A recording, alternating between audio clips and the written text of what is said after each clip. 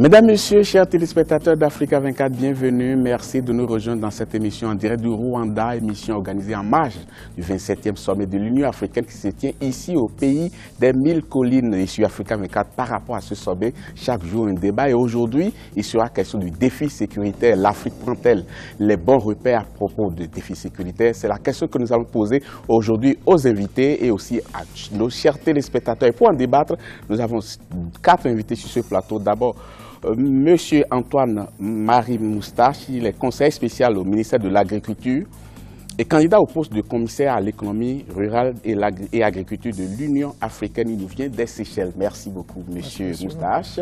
Également avec nous, Madame Marie-Louise Barichako. Elle est du mouvement de la femme et de la fille pour la paix et la sécurité. Elle vient du Burundi. Merci beaucoup, Madame Barichako. Merci. Également avec nous, Monsieur Alexis Nizeyimana. Il est écrivain, il nous vient du Rwanda. Merci beaucoup. Merci. Également, Monsieur Edi Sabiti, il est journaliste et analyste politique. Il vient également du Rwanda. Merci, Monsieur. C'est toujours mon plaisir d'être ici.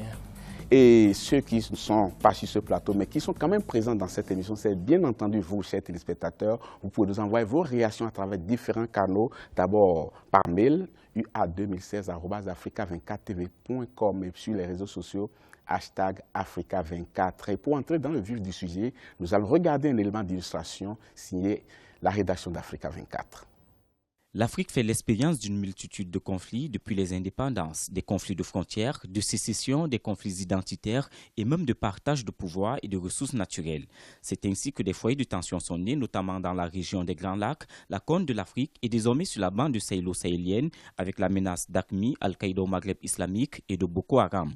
En effet, ces conflits résultent d'une conjugaison de plusieurs facteurs qui englobent la faiblesse des notions de bien commun et d'intérêt général, les conditions économiques et sociales défavorables et la mauvaise gouvernance. Tous ces conflits-là, toutes ces zones grises qui sont nées, tous ces épicentres des conflits qu'on n'arrive plus à cerner, eh bien, c'est essentiellement les facteurs de malgouvernance qui les ont engendrés. Depuis les indépendances, l'Afrique n'a presque pas connu de période de stabilité et de calme. Il serait donc intéressant d'interroger non seulement le processus d'accession aux indépendances de ces pays, mais aussi la manière dont ces indépendances ont été gérées après le départ des colonisateurs. Donc il y a là un réel souci de préoccupation. Principal défi sécuritaire, la montée du terrorisme. Depuis quelques années, un terrorisme davantage organisé et tendant à se rapprocher d'un modèle militaire voit le jour avec un but bien précis, dominer les États africains et imposer un islam radical. C'est dans ce contexte qu'a pris progressivement racine la menace islamiste, illustrée notamment par la nébuleuse Al-Qaïda, figure de pro du djihadisme, aujourd'hui concurrencée par des groupes armés à l'instar de Boko Haram. Malgré les efforts sécurité et stratégiques mis en œuvre, les acteurs de l'islam radical continuent de s'attaquer presque impunément au régime démocratique africain qui n'était pas préparé aux guerres asymétriques. Si on essaie de remonter l'histoire, vous allez vous rendre compte que pendant le commerce transsaharien, c'est une zone ou alors c'est la première zone en Afrique subsaharienne qui était en contact avec l'Asie. Et quand je parle de l'Asie ici, je vais faire référence à l'idéologie arabo-musulmane qui a impacté cette zone. Et bien évidemment, il y a eu un mélange entre cette idéologie arabo-musulmane et nos traditions africaines. Et il y a un mélange qui, à la fin, crée un islam particulier. Et c'est cet islam particulier qui, souvent mal interprété, fait de cette zone une zone véritablement conflictogène. Il y a une mauvaise interprétation d'un ensemble d'éléments. Il y a une volonté de pouvoir se départir de l'idéologie judéo-chrétienne. Et c'est ce cocktail-là qui exacerbe les crises au niveau de toute cette bande soudano-sahélienne. Depuis 2010, les menaces de la nébuleuse Boko Haram prennent des proportions inquiétantes. Le groupe organise des attaques violentes, des attentats aux explosifs, des prises d'otages, des destructions des biens publics et du pillage des villages. Il s'étend désormais bien au-delà de sa base d'origine, le nord-est du Nigeria, jusqu'à constituer un péril transnational. Ses liens avec d'autres groupes terroristes présents en Afrique du Nord, en Afrique de l'Ouest et en Afrique de l'Est soulignent cette montée en puissance. Toutefois, la méthode utilisée par les forces de sécurité pour traquer les membres de Boko Haram est critiquée par les spécialistes. Le plus souvent, l'extrême brutalité des militaires et des policiers paraît contre-productive. La réponse militaire n'est pas la meilleure réponse contre cette conflictualité généralisée. La meilleure réponse, c'est aussi d'aller vers un véritable dialogue, de trouver les moyens, les voies et moyens qui permettent de dialoguer avec ces groupes violents.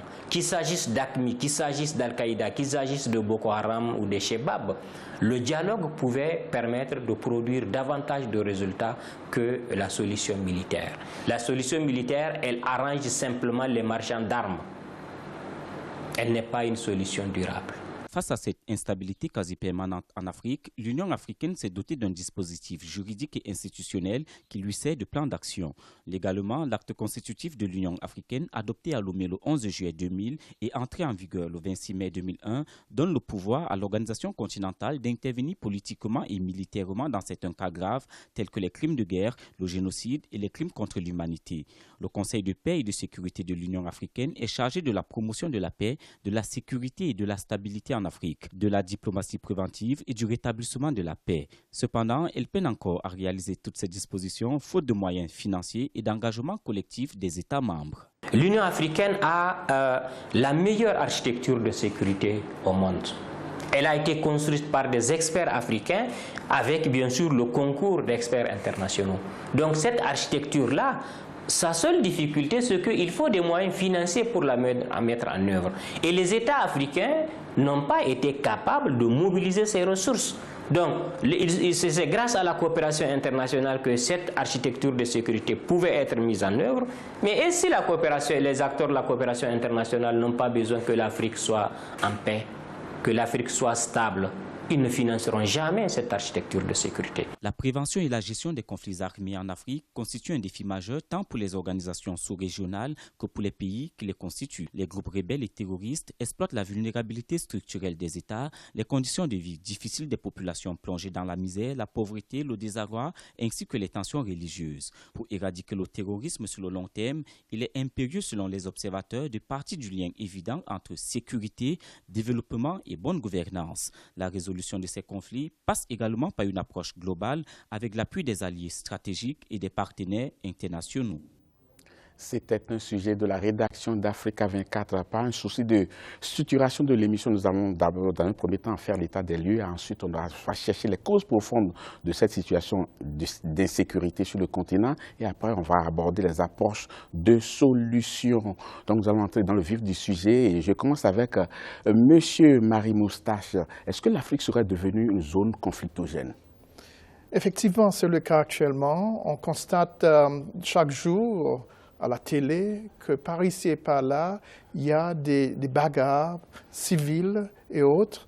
Il y a des interférences externes qui font beaucoup de dégâts et justement qui influent sur le développement de tous ces pays concernés, de tous ces pays qui sont affectés. Il y a justement tout ce qui est sécurité alimentaire et nutritionnelle qui est affecté. Et je suis là spécifiquement pour parler un peu dans ce sens, dans ce créneau-là. Et en mesure que le débat avance, peut-être j'aurai la possibilité de faire un apport justement dans cette direction. Comment passer de l'avant, là où nous sommes actuellement, et aller de l'avant et faire un progrès pour assurer l'ensemble du développement national dans un créneau très particulier, de mon cas, c'est sécurité alimentaire et nutritionnelle. Monsieur Nizeimana, dites-nous, est-ce que les conflits qui sont nés aujourd'hui, est-ce qu'on est en train de trouver les moyens de pouvoir les stopper ou bien la situation se dégrade? Merci. La situation se dégrade parce qu'on voit un problème dans un pays, pensant qu'on va le résoudre en le vendant dans d'autres pays et ça se propage comme de la fumée. C'est un problème que je dirais lié, comme l'émission nous disait, lié à la gouvernance de nos pays, lié à la gestion de nos ressources, mais l'interférence externe, comme Antoine le disait, vient accentuer la gravité des problèmes. Mais ce sont des problèmes qui sont nés ici chez nous en Afrique et qui ne s'arrêtent pas. La situation vraiment, ça se complique davantage. Madame Barichako, est-ce que vous arrivez à comprendre quand même la dégradation sécuritaire qu'on observe de plus en plus? Est-ce que vous arrivez à expliquer cela? Bon, expliquer, c'est difficile et c'est en même temps pas très difficile parce que tous les problèmes qui sont en train de se passer en Afrique, c'est des problèmes prévisibles. C'est des problèmes que tous les leaders devraient avoir prévus et trouver des mesures de gestion. Mais le problème le plus important que moi je trouve être au centre de tous ces problèmes, c'est une dynamique démographique que nous avons vu venir, mais dont nous n'avons pas cherché des solutions. Il y a subitement une jeunesse très nombreuse dans presque tous les pays, et ces jeunes demandent de l'espace, ils demandent des opportunités, ils demandent de voir où est leur avenir, ils ne le voient pas, et ça crée un système très fragile à tout ce qui peut venir. Si c'est des problèmes religieux qui viennent, ça nous attrape. Si c'est des problèmes économiques qui viennent, si c'est des problèmes ethniques, tout ça nous trouve dans un environnement déjà fragilisé par ces problèmes qui étaient là, qui pouvaient être gérés, mais dont on n'a pas prévu les mesures. C'est-à-dire que, tel que nous avons fonctionné il y a 40 ans, 50 ans, nous voulons fonctionner comme ça. L'Afrique ne voit pas que le monde évolue rapidement et que nous devons suivre le cours. Si nous ne suivons pas le cours, nous sommes rattrapés par des problèmes comme les conflits que nous sommes en train de vivre. Donc, les solutions, c'est possible, mais il faut les chercher. Monsieur Sabiti, est-ce que selon vous, comme l'a dit Madame tout à l'heure, c'est une situation prévisible que les dirigeants ont laissé faire jusqu'à en être aujourd'hui devant le fait accompli? Laisser faire, je ne sais pas, mais c'est vraiment prévisible parce que c'est quand même pas normal qu'on aille des conflits en conflits, des décennies de conflits, ça quitte d'un pays, ça embrase toute une région, ça embrase deux régions, ça embrase tout le continent. Ça ne peut pas s'expliquer qu'aujourd'hui peut-être qu'on ait des conflits du nord au sud, de l'est à l'ouest du continent. Je pense qu'il y a les causes, il faut aller vraiment les chercher loin, d'une part, mais les causes aussi ne sont pas aussi loin qu'on peut l'imaginer. Les causes, tous nous les connaissons, toutes ces réunions, tous ces débats, que ce soit au niveau de l'Union africaine ou au niveau des Nations Unies, tout ça, nous connaissons. Nous avons des experts des régions, nous avons tout le monde connaît ce qui se passe, mais est-ce que vraiment, comme je dois revenir sur cette volonté politique, est-ce que avons-nous cette volonté politique vraiment de regarder en face nos problèmes et de chercher les vraies solutions? Parce que parfois, on a l'impression que on apporte des mauvaises ou des solutions qu'il ne faut pas à la place. Je ne sais pas, aujourd'hui, les vrais problèmes, si je dois réfléchir d'une manière globale, le monde, l'Afrique n'est pas une petite île à part. Ça veut dire qu'il y a des problèmes que nous partageons en tant qu'Africains, mais il y a d'autres problèmes aujourd'hui qu'il faut voir d'une manière globale, que nous devons essayer un peu de résoudre. Par exemple, si aujourd'hui Madame du Burundi, et elle évoquait par exemple le problème de la jeunesse, qui est même comme toutes les années, on nous dit que la jeunesse, c'est le futur ou l'avenir de notre continent ou de nos pays. Cette jeunesse aujourd'hui, je ne vois pas une jeunesse, par exemple aujourd'hui, dans plusieurs pays, on parle de conflit. Cette jeunesse, elle est déjà vouée à l'échec dès le départ. Je ne vois pas comment on puisse attendre de cette jeunesse quelque chose d'assez solide ou à nous attendre à voir des beaux pays ou des économies fortes, alors que cette jeunesse aujourd'hui qui doit assurer, qui doit prendre la relève dans 10, 15 ou 20 ans, elle n'est pas préparée aujourd'hui. Le problème de chômage, les problèmes liés à l'économie, tout ça, ce ne sont pas des problèmes propres aux Africains. D'autres continents ont aussi les mêmes problèmes économiques, mais malheureusement pour l'Afrique, pour nous, la seule manière de gérer nos problèmes liés à l'économie, ce sont des guerres, ce sont les tueries, ce sont des génocides, ce sont des massacres. Malheureusement, chez les autres, les gens s'assoient autour d'une table, que ce soit au niveau national, au niveau de la région, au niveau continental. Ils essaient de trouver de discuter sur les vrais problèmes et de chercher en tout cas, je crois que c'est ce que font les Africains aussi. Nous sommes au sommet de l'Union africaine, on débattra beaucoup des questions de sécurité. Je vais demander à monsieur Moustache, quand on jette un regard quand même sur les budgets de nos États pris individuellement ces dernières années, on constate quand même que beaucoup de moyens ont été consacrés quand même à l'équipement militaire. Certainement, on dit qu'il prépare la guerre, qui prépare la paix et se fait la guerre ou bien un truc comme ça. Qui veut la paix prépare la guerre. Prépare la guerre. Donc c'est dans ce sens que nos États se sont quand même équipés. Mais comment se sont-ils équipés, pourtant se retrouvent aujourd'hui devant des situations devant lesquelles ils sont impuissants, M. Moustache? Effectivement, ça a été le cas. Beaucoup de ressources ont été consacrées à la guerre, malheureusement. Mais dans plusieurs cas, dans plusieurs pays, il y a d'autres problèmes qui sont évolués depuis. Alors, on consacre les ressources à la guerre, à faire la guerre, à faire les bagarres, c'est-à-dire qu'il y a des domaines qui souffrent énormément. Et ce sont des domaines dans l'usage de ressources naturelles en particulier, pour l'alimentation, par exemple, pour tout ce qui adresse, par exemple, les conditions nutritionnelles de l'ensemble de l'Afrique. Si seulement on pouvait arriver à faire passer ces ressources dans ce sens, peut-être nous pourrons avancer dans tout ce qui est pour combattre la faim et les mauvaises nutritions en Afrique. Alors, Mme Baïtiako, je reviens encore à vous. Vous l'avez dit tout à l'heure qu'on a vu venir ces problèmes-là, mais on n'a pas su anticiper. Mais est-ce qu'on pouvait anticiper autrement quand on a consacré autant de sommes à l'équipement militaire ces dernières années dans nos pays? Est-ce qu'on pouvait faire autrement? Je crois que justement, c'est là où se trouve l'erreur. Anticiper les problèmes, c'est créer les conditions favorables à l'épanouissement de tout le monde. C'est ça, anticiper les problèmes. Il faut la prévention. La prévention, ce n'est pas quand le problème est déjà là. La prévention, c'est de créer ces conditions qui permettent à chacun de se trouver chez lui à l'aise, sans être inquiété et sans se sentir comme s'il y avait l'injustice, comme si on était victime de l'injustice ou de quoi que ce soit. C'est vraiment ça la bonne formule. Parce que sinon, l'investissement qu'on fait dans les équipements militaires, où se trouvent les conflits aujourd'hui? Ce ne sont pas des conflits frontaliers. Ce ne sont pas des conflits entre États. Ce ne sont pas des conflits avec des ennemis étrangers. C'est des conflits internes. Donc, vous allez maintenant consacrer le budget national à l'achat des armes pour tuer vos citoyens. Ça ne marche pas. Ça ne va pas. Donc, ça, c'est vraiment une erreur. Je crois que ça ne peut pas s'expliquer. On ne peut pas dire qu'on a fait la prévention des conflits en s'équipant militairement.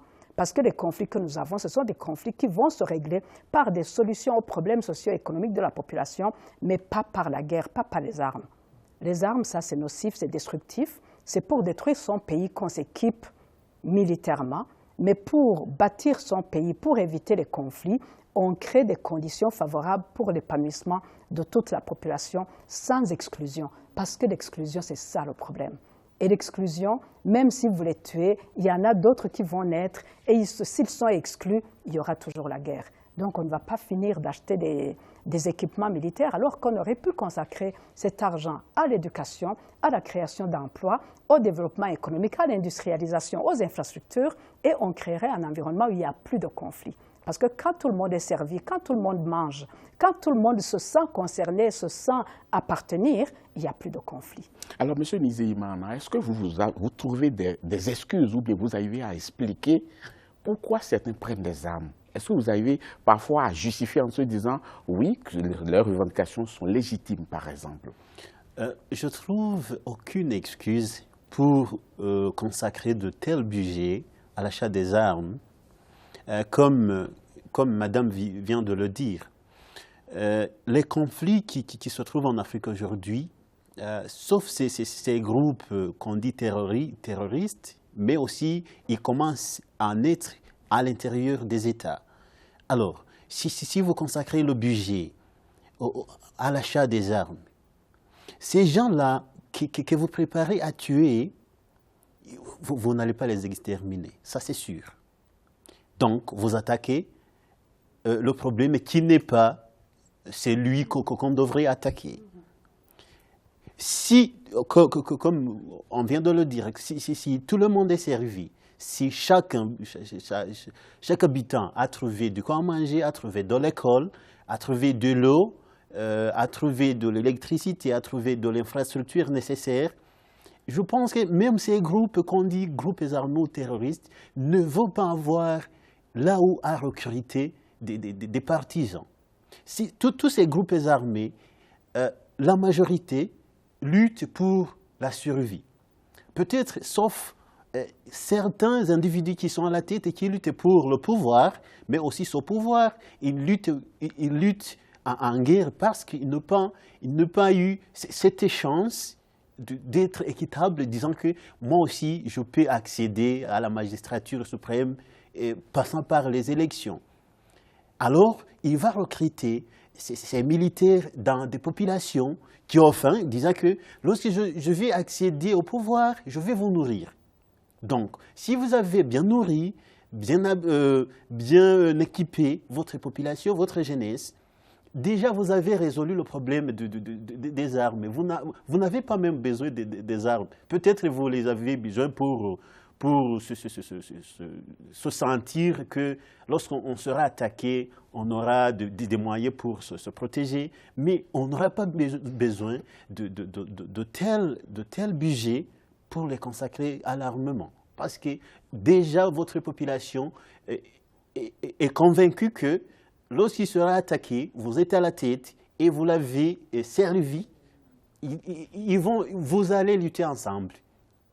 Mais pour certaines personnes, la misère peut expliquer beaucoup de choses. Madame l'a dit tout à l'heure, les problèmes économiques, si on les avait réglés en amont, on aurait peut-être pu maîtriser certaines choses. Est-ce que le misérabilisme peut être la raison fondamentale qui explique aujourd'hui que les gens prennent les armes, M. Moustache? Est-ce que selon vous, si un pays arrive à quand même s'équilibrer économiquement, est-ce que ça empêcherait des gens qui ont pour conviction de prendre les armes, de pouvoir dire non, j'ai déjà ce que je veux, il n'y a plus de conviction à aller prendre les armes? Oui, enfin, pour répondre à la question, c'est simple, oui, c'est vrai. C'est si seulement on pouvait arriver à les nourrir correctement, à avoir un taux nutritionnel correct, peut-être c'est déjà le commencement d'une satisfaction humaine de l'humanité, enfin du pays. Peut-être on aura limité un peu les choses, mais il y aura d'autres personnes quand même qui, par conviction, diront, peut-être pour des raisons religieuses, pour des raisons de croyance, peuvent dire, nous allons prendre des armes pour éliminer ceux-là qui ne partagent pas les mêmes convictions religieuses que nous, par exemple.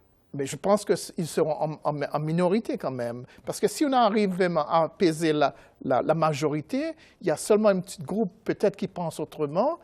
Déjà, peut-être l'État même aura la possibilité de se faire face avec ce petit groupe. Mais si nous avons l'ensemble du pays, enfin d'une grande partie du pays, qui souffre énormément de la pauvreté, l'envie de le faire, ce sera encore plus grand. Moi, le problème, je pense qu'il n'est pas à ce niveau. Il n'est pas à ce niveau. Est-ce que vous pouvez au moins me citer parmi les grands conflits qu'on a connus sur le continent, des conflits vraiment basés sur les croyances religieuses? Je pense que tout de suite, là, ça ne vient pas. Non, je vais vous donner une réponse quand même. Quand on prend aujourd'hui la secte Boko Haram, au départ, c'est par rapport à des convictions religieuses. Parce qu'ils estiment qu'il y a un islam saint, il y a un islam idéal que certains ne pratiquent pas, ils sont partis en guerre. Peut-être qu'il y a des dérives par la suite. Malheureusement, c'est ce que je disais tout à l'heure là, il y a des conflits dont nous ne sommes pas, nous, Africains, générateurs, nous ne sommes pas créateurs. Aujourd'hui, c'est-à-dire il y a des conflits qui sont importés sur le continent. Lesquels, par exemple? Par exemple, quand vous me parlez de la secte Boko Haram et tout ça, moi, je ne pense pas que ces gens revendiquent principalement. Ils n'engagent pas dans un premier temps, il faut engager des débats politiques. Il faut un combat politique. Je ne connais pas un Boko Haram comme un parti politique. Des gens qui veulent vraiment discuter des problèmes économiques, des problèmes sociaux. Nous avons des gens, un matin, ils s'élèvent et pour faire parler d'eux et de se faire connaître, il faut massacrer. Donc, ce ne sont pas des gens qui veulent la conquête du pouvoir. Justement, oui. c'est là qu'il faut faire, une ligne de démarcation entre les revendications politiques, les revendications sociales et les revendications économiques, tout ça. Mais de toute façon, a priori, il n'y a pas de revendications politiques, vous l'avez dit tout à l'heure. Il y a beaucoup plus de revendications de croyances, parce que la pauvreté ne s'attaque jamais à l'État central. Mais là, vous me parlez de Boko Haram. Oui. Peut-être quelqu'un d'autre va me parler de l'armée de résistance du Seigneur. Mais il y a d'autres mouvements sur le continent vraiment aujourd'hui. Si on regarde un peu, par exemple, laissons prendre un peu l'histoire du Rwanda aujourd'hui. Nous avons, il y a de cela une vingtaine d'années, on retrouve une rébellion qui s'appelle l'armée patriotique rwandaise, qui se retrouve, au départ, ce n'était pas une rébellion, c'était un parti politique créé par cette frustration d'un groupe de Rwandais qui se sentait exclus de la gestion du pays, un groupe de gens qui se sont retrouvés réfugiés pour autant d'années. Et les pays voisins, à la limite, ne voulaient pas d'eux. Ils ne se sentaient pas intégrés dans ces pays où ils étaient réfugiés. Voilà qu'ils veulent retourner au pays et le système politique qui est là, il dit non, vous ne rentrez pas au pays. Écoutez, le pays est plein. Qu'est-ce que vous voulez que ces gens fassent pour rentrer au pays ? Malheureusement, il faut prendre les armes contre leur volonté, mais pour faire entendre leur voix. Et puis après, je ne pense pas que quand on crée une rébellion, à la limite, il faut voir les raisons de la naissance de cette rébellion. Donc, si je nous résume, cette frustration, oui.